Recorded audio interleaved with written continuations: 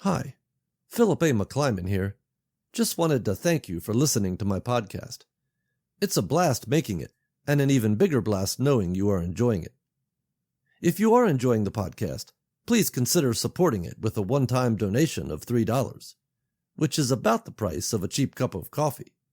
The link to do that is in the show notes, right there at the top. I am usually drinking coffee when I record the podcast, so it kind of makes sense. Okay, thanks again for listening. On to the next episode, and the next cup of coffee.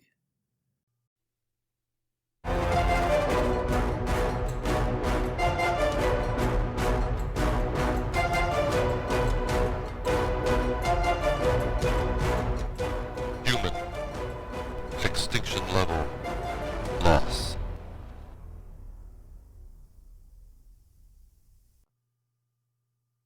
Chapter 2.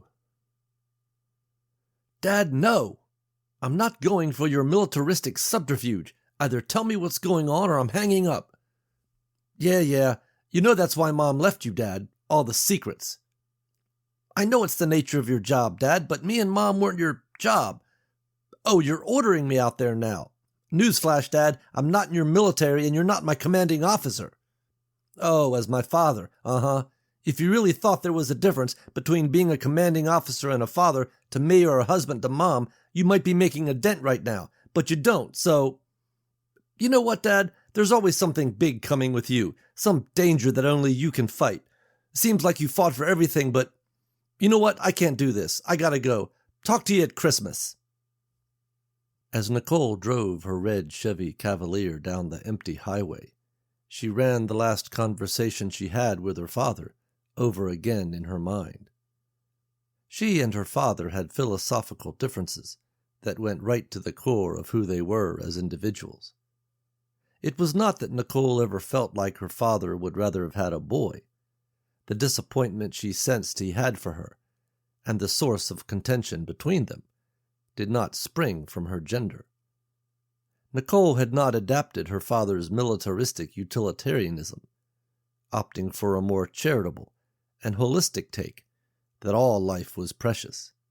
The preciousness of life certainly extended to people in Nicole's mind, but her true heart went out to animals. To that end, she devoted herself to their care, enrolling in veterinary school after college. This choice had completely frustrated her father, who, while valuing individuals for their ability to contribute to the mission, hardly registered any value for animals whatsoever. Nicole's decision to care for them instead of pursuing a military career all but sealed the deal on their mutual self-imposed exile from meaningful relationship. That had changed 6 months ago with a mysterious phone call and her father's frantic plea. Even if her father had been the perfect dad, she couldn't just have picked up and gone to Colorado. There were midterms to think about. She was interning at a local clinic, and her patients were relying on her. Whenever he would belittle her use of the word patients, saying they were only animals, it marked the opening salvo to a new battle in an old war. Working from such a deficit, Colonel Stephen Bennett had not a snowball's chance in hell of convincing his daughter that something was about to happen, that she needed to come to him. When it became obvious to the world that the something that happened involved the dead rising and eating the living, she did her best to hang on. Eventually, though, it became untenable. Classes were canceled. Nobody was bringing their pets by the clinic anymore. In the end, the only humans that were coming by were the ones looking for a fresh meal. She bitterly concluded that her only recourse was to go to him. She tried to get in contact with her father to let him know she was coming, but by that time, nobody was getting through the phone lines, cell or otherwise. All lines were down, including the internet. With grim resolution, Nicole Bennett packed a bag, got into her Chevy, and hit the road for Colorado. Chapter 3.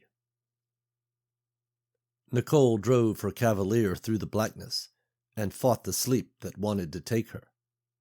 She rubbed her eyes for 20 miles. For 35 miles she blasted the air conditioning and was reminded that it did not work very well. She opened all 4 windows in the hopes that the night air would keep her awake. When it did not, she resorted to slapping herself in the face for the next 13 miles. When these tactics did nothing to stave off her fatigue, she plugged her MP3 player into the car stereo and cranked the volume to maximum. She always liked the classics, and so she sang along with Lindsay and Stevie at a volume that woke the dead. In the dark, a group of 12 of them stood in the field just off the road. They were fresh as dead can be. You Can Go Your Own Way blasted from the open windows of the Cavalier, and Nicole was hitting all the notes, more or less. While the song meant nothing to the dead, it did alert them to the only synaptic response they still had left, the need to feed. 12 gray heads turned in unison as Nicole cruised past. Clouded over eyes sought her out. While so much had been taken from them, the dead got something in return. They never grew tired. Most of the dead were slow because of decay and damage. The 12 in the field were fresh. They could run. The road was straight as an arrow, and Nicole held out for another 60 miles. When she came to the end of it, the road branched north and south. A third option was the motel across the road, directly in front of her. Friendly's Motor Inn. The buzzing green and pink neon vacancy sign beckoned, and the battle was over. She pulled into the parking lot and stared at the squat structure. Branching off from the center office at shallow angles on either side were the rooms. "No second story," she said, as she slowly drove around the motel. There was no sign of anybody or anything. All was quiet. Nicole backed the car up to the office and opened the passenger side door. She got out of the driver's side and left the motor running, and that door open as well. Nicole approached the office door and looked through the glass. Inside it was dark. She pushed the door and it opened, a tinkling bell at the top, ruining any element of surprise she might have had. Nicole froze in panic and waited several tense seconds for something now alert to her presence to come stumbling out of the shadows. When nothing did, she poked her head in and sniffed the air. "No smell, that's good," she said, and went inside. Not being able to see, she ran her hands along the wall until she found the switch. As her eyes adjusted to the light, the scene before her made her think the motel had perhaps not been abandoned, that maybe the proprietor just closed for the night, or stepped out. The office was neat and clean. A check-in desk spanned half the room. Behind it, a short hallway turned left into a back office. To the right of the desk was the complimentary coffee, regular and decaffeinated. On a serving tray was an assortment of danishes. By all appearances, it looked like the night clerk should pop out from around the corner and with a big homespun smile welcome her to Friendly's. Nicole was almost ready to believe it when she went over to the coffee makers. The pots were caked with burnt coffee. She looked down at the pastries and saw that they were covered in mold. The growth extended beyond the serving tray and looked more like a small shag carpet than the sugary hospitality they once were. She stared at the pastries. The sight of them filled her with a sense of sadness. They were symbols of neglect to her. Their condition only served to emphasize that there had not been anybody there to eat them. There had not been anybody around to replace them when they went stale, and certainly nobody had been around to clean up the mess they had become. The people here had left in a hurry. They took whatever they felt was important with them and abandoned the rest. Abandoned the pastries and left the coffee maker on.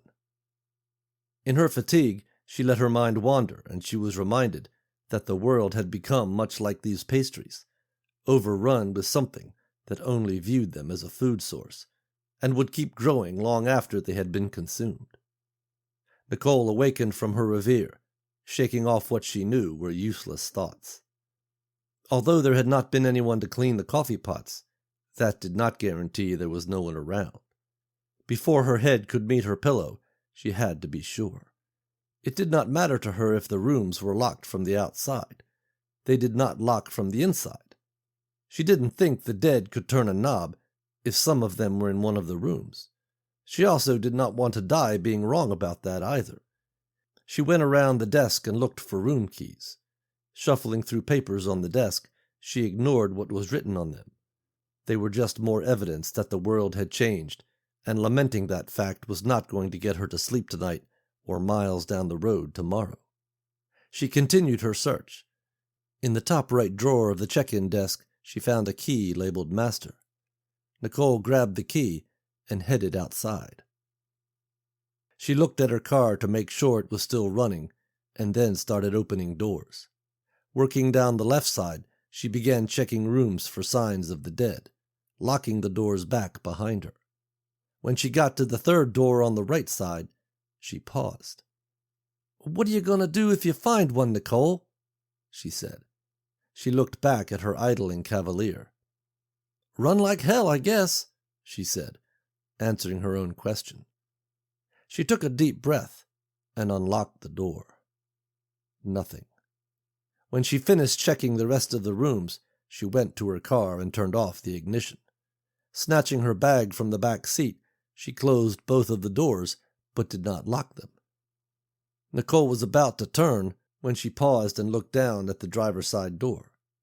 Grabbing the handle and opening it as fast as she could, she dived inside, pulling the door closed behind her. She gripped the wheel and stared out through the windshield and into the dark. "This has been a test of the Nicole Bennett Zombie Emergency Evac System. Had this been an actual attack, I probably would have been munched," she said. Fatigue washed over her as she rested her head on the steering wheel. Sighing, she opened her door and climbed out. Shutting the door behind her, Nicole confirmed its unlocked status, then stumbled into the room closest to the office on the left. This door she did lock. The room was standard mom-and-pop fare. 2 single beds were on either side of a nondescript nightstand. Across from the beds, a television sat atop a scratched-up dresser. She saw the remote lying on top of the television, an old-style box set, and grabbed it. She did not know what she hoped to see, but she turned on the aging set just the same. As the television warmed up, a color test pattern appeared. She flipped through 6 channels and got the same thing. The last one she tried had a scrolling public service announcement. It was urging people to stay in their homes until order could be restored. Nicole laughed. As a kid, she remembered learning that at the height of the Cold War, children were taught to hide under their desks and cover their heads in the event of a nuclear attack. She knew then, even as a kid herself, the advice was meaningless. It was given only so that people would feel like they were doing something constructive and life-preserving. The last thing the government wanted when humanity was about to go dark was for people to panic. Hide under your desk. Stay in your homes. It was the same. All government could really do was tell you to duck your head and die quietly.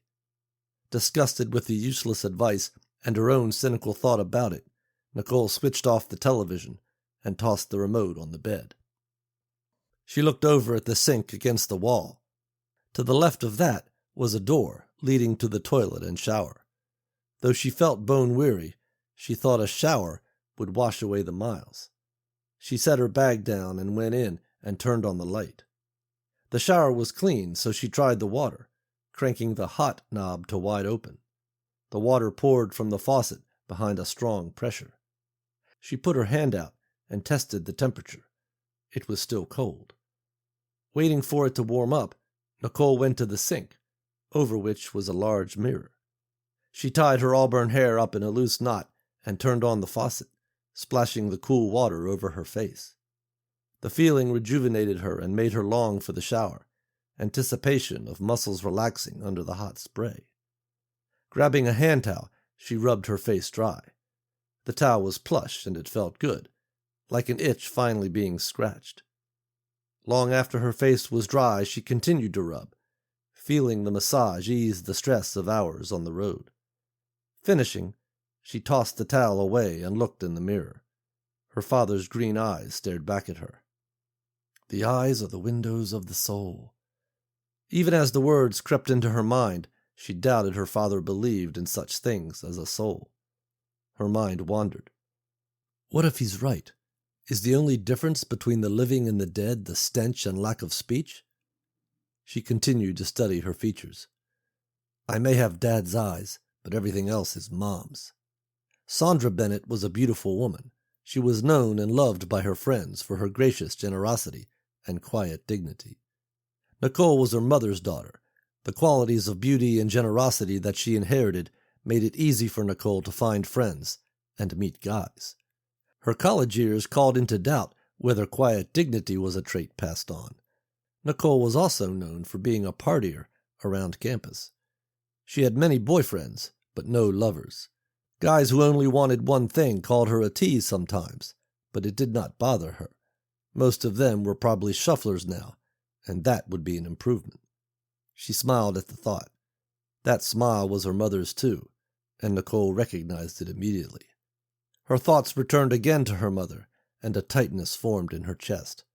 She bit down hard, fighting back her emotions. She stood straight and breathed a heavy sigh. Shower definitely needed, she said. Going into the bathroom, she tested the water again. It was getting warmer, but not yet hot. She stepped out of the bathroom and sat on the edge of the bed. Kicking off her cross-trainers, she lay on her back. Just a minute while the water gets hot, she told herself as she drifted off to sleep. The steam from the running water wafted out of the bathroom and fogged up the mirror. Nicole was in her clinic. She wrapped a golden retriever's front paw in a bandage while a woman smiled and lovingly stroked the dog's head. Bam! The sound reverberated around Nicole and made her jump. She looked down at the retriever and then to the woman. Neither one seemed to have heard the noise. Nicole finished bandaging the retriever's paw, and the woman scooped up her dog, smiling at the prospect of injuries healed and years of companionship ahead. A little boy holding a cat came into the office next. The cat sneezed, and the little boy looked concerned. Just a cold, she said as she stroked the cat's chin and administered a shot. Bam! Nicole jumped, but the cat remained still, and the little boy did not act like he noticed. She smiled, and the little boy scooped up his cat and left. Nicole slowly turned, and the clinic dissolved into a courtroom. She looked up at the judge's bench looming over her and saw her father sitting there in his dress uniform. Holding a gavel in his right hand, he brought it down hard. Bam! Nicole flinched. Why is my father here? She thought as she approached the bench. He glared at her and brought the gavel down. Bam! She was about to speak, but was cut short by 3 more strikes from the gavel. Bam! Bam! Bam! On the 3rd strike, Nicole's eyes flew open. She stared at the ceiling of her room in Friendly's Motor Inn. Her eyes focused on a water stain long dried. Her mind worked the pattern of the stain into an image. Huh, it looks like Jesus. Or Willie Nelson. Her words trailed off as she drifted back to sleep. Just a few more minutes, then she would go, she thought. Bam! Nicole's eyes flew open a second time and she sat bolt upright. She looked over at the large window to her right. Thick curtains shrouded the windows. She kept her eyes fixed on the curtains as she eased herself off the bed. With trepidation, she reached out and slowly slid them open. Pressed against the glass were 7 wet, oozing dead. Their faces smeared blood and gore across the glass. Nicole began to shake. Her lower jaw quivered uncontrollably. She screamed, and the dead, who seemed to be searching for her, locked their eyes on her. They moaned and pounded the glass. Nicole was forced to look away as something beyond the dead caught her attention.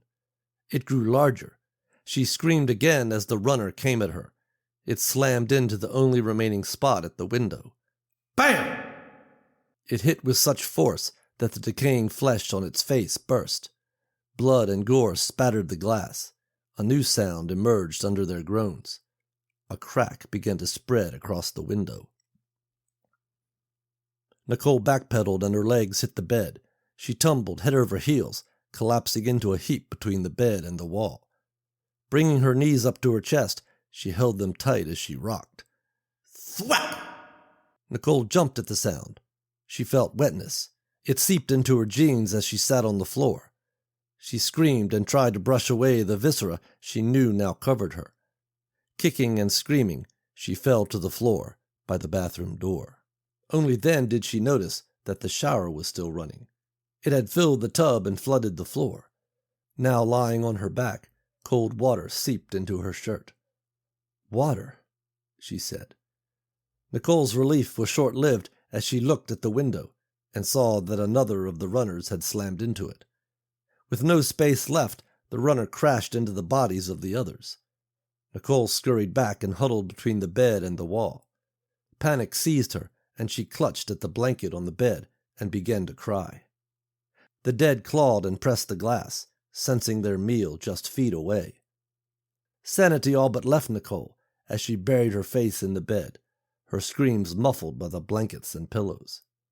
As she felt the blankets against her face, Nicole's tears began to ebb, and she raised her head. Outside her room, the dead continued their clamoring vigil. Those pressed against the glass slammed it with their heads and clawed at it with their hands. The more recent arrivals pressed against them. Occasionally they would stumble backwards, only to slam their bodies back into the group. This resulted in the ones against the glass being slowly crushed. Bodily fluids, blood, and gore coated the window, yet still they clamored. The glass, already weakened by cracks from the continual pressure, began to give way. The motel room door flew open, and a form darted out. Nicole, covered in the blankets, ran to her car. The dead caught her scent in an instant and were on her. Hands reached out and tugged at her. Teeth clamped down on the blankets. Nicole fell under the weight and disappeared. The dead tore and ripped at the blankets in an effort to consume. Nicole struggled under their relentless onslaught as she crawled along the ground and out of the blankets. The dead tore the blankets to pieces, then went to work on the thick pillows that she had put on her back. Nicole jumped up and ran to her car. She grabbed at the door handle, but her hands would not work. Her fingers floundered as the dead discovered their meal was still feet away. Casting aside the shredded blankets, they turned and advanced on her. Nicole turned and watched them. Her hands dropped to her side in blind fear and resignation to what was about to occur. As they reached out for her, suddenly a single, harsh and commanding voice screamed in her mind, "Focus or die!" She spun around, grabbed the door handle, and pulled. The door swung open and she dived inside. Scrambling, she pulled the door closed as the wave of dead crashed into the driver's side window. Nicole slammed the lockdown on the driver's side door, then did the same on the passenger side, just as a second group piled against it. She shoved her keys into the ignition as one of the dead on the passenger side bashed its head against the window. Shattered glass filled the seat, and 3 pairs of hands reached for her as the engine sprang to life. Dropping it into drive, Nicole mashed the gas. The little Cavalier sped away as those in the window were dragged along. She made a hard left turn out of the parking lot and onto the road, scattering her hungry passengers in a wet mess behind her.